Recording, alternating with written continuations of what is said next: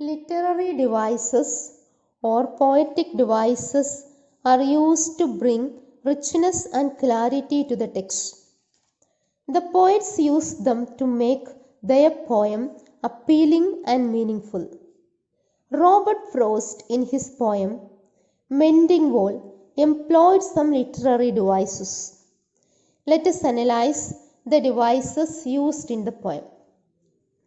First of all, we will discuss about assonance. Assonance is the repetition of same kind of vowel sounds within a line of poetry, such as E sound in to please the yelping dogs. The gaps I mean no one has seen. Enjambment. Enjambment refers to the continuation of a sentence without a pause or punctuation beyond the end of a line, couplet or stanza.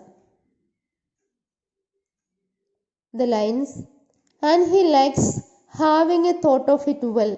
He says again, good fences make good neighbors, is an excellent example for enjambment. Consonance. Consonance is the repetition of consonant sounds in the same line, such as n and t sounds in and set the wall between us once again. Symbolism. Symbolism is used symbols to signify ideas and qualities, giving them symbolic meanings different from their literal meanings. For instance, fence in the poem symbolizes gap that one should maintain privacy. Nature symbolizes the reunion of the two as the speaker meets his neighbor every year in spring to fix the fence. Metaphor. Metaphor is a figure of speech in which an implied comparison is made between objects different in nature. In the lines, some are loaves and some so nearly balls. The poet compares the stone blocks to loaves and balls.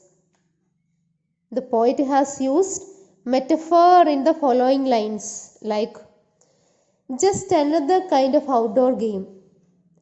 Spring is the mischief in me. He moves in darkness as it seems to me, not of woods only and shade of tree. Pun.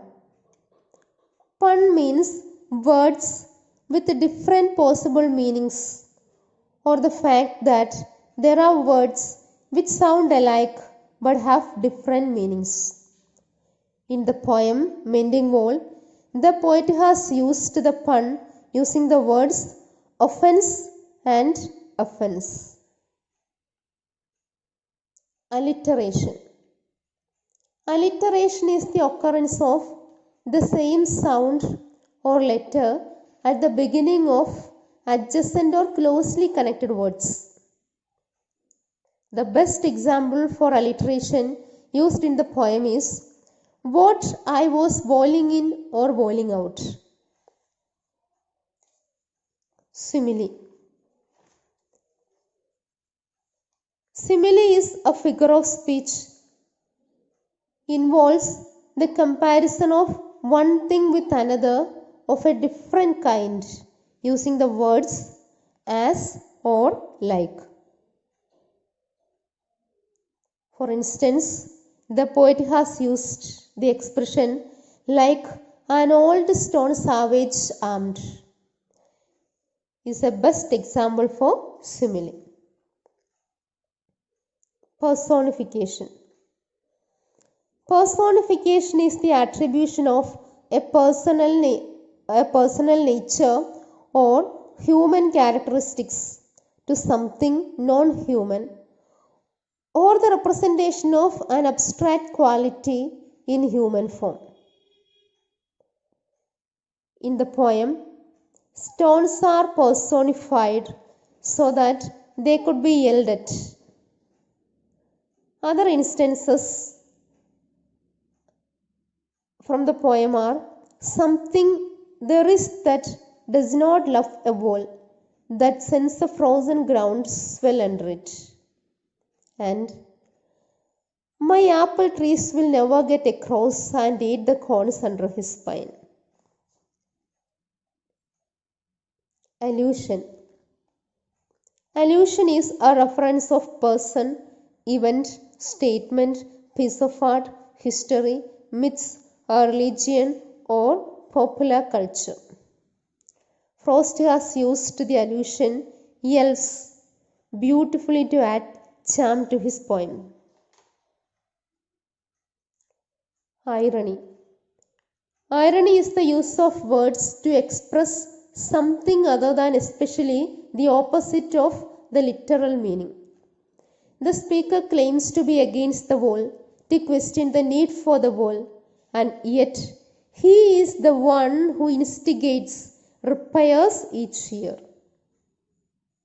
Irony is exemplified in the lines, I let my neighbor know beyond the hill.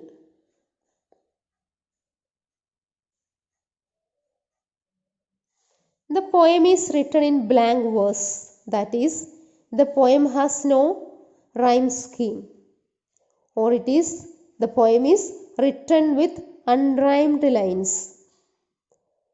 The poet has used repetition and refrain using the same line, good fences make good neighbors.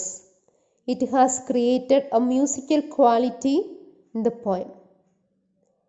The literary analysis show that Frost has skillfully used these devices to discuss the profound subject of limits and boundaries between human beings.